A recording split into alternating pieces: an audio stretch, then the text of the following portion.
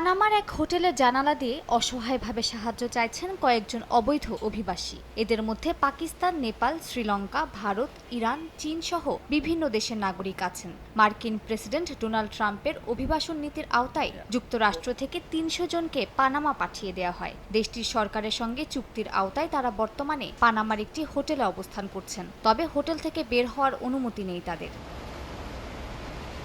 ভারতীয় গণমাধ্যমের দাবি, এসব অভিবাসীদের মধ্যে অন্তত ৪০% নিজ দেশে ফিরে যেতে চান না।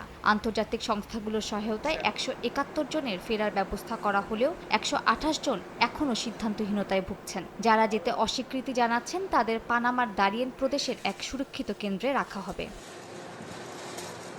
এদিকে যুক্তরাষ্ট্রের অভিবাসন নীতিতে আরও কঠোর পদক্ষেপ নিচ্ছেন প্রেসিডেন্ট ডোনাল্ড ট্রাম্প। মার্কিন গণমাধ্যম ফক্স নিউজ জানিয়েছে, ট্রাম্প শিগগিরই অবৈধ অভিবাসীদের সহায়তায় যুক্তরাষ্ট্রের ফেডারাল তহবিল নিষিদ্ধ করতে একটি নির্বাহী আদেশে সই করবেন। নতুন আদেশের মাধ্যমে জনগণের পরিশোধিত করের অর্থ থেকে অবৈধ অভিবাসীদের দেয়া আর্থিক সহায়তা পরিষেবা বন্ধ করা হবে। এসব ফেডারেল সুবিধা সাধারণত যুক্তরাষ্ট্রের নাগরিক, স্থায়ী বাসিন্দা বা নির্দিষ্ট অভিবাসীদের জন্য বরাদ্দ দেওয়া হয়। এই আদেশ অনুযায়ী ফেডারেল সংস্থাগুলোকে নির্দেশ দেওয়া হবে তারা যেন অভিবাসীদের জন্য আর্থিক সুবিধা প্রদানকারী সব কর্মসূচি চিহ্নিত করে এবং প্রয়োজনীয় পদক্ষেপ নেয়।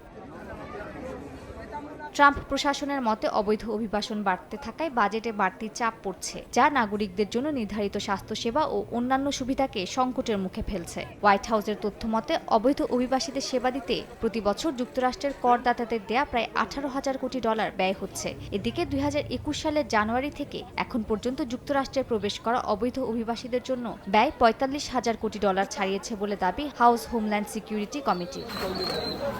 মালিহা সুহরাওয়ার্দী, সময় সংবাদ।